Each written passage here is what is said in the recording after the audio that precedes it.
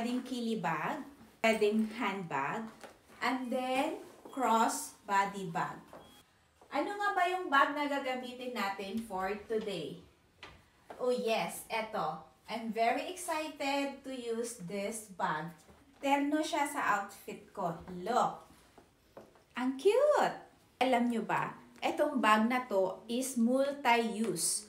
Pwede siyang handbag, pwede siyang shoulder bag, and pwede nyo i-cross body bag. At ang kagandahan nito, kasi yung size niya, eksakto. Hindi ganun kaliit, hindi ganun kalaki.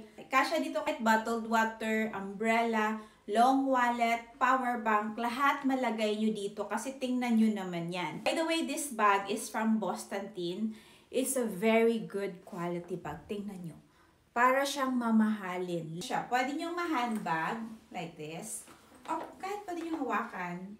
Tapos ngayon, adjust natin to shoulder bag. So, very easy. I-detach nyo lang dito. And then, cross body bag. So, ganyan. Pwede siya in all occasion. And yung mga colors pa nila, perfect. Inside, malaki. Ayan o. Ang open pocket dito sa side. And meron namang close zipper dito sa kabilang side. Very spacious ang bag na to. Yung kulay niya, gustong-gusto ko kasi hindi siya dumihin and also mabilis siyang punasan.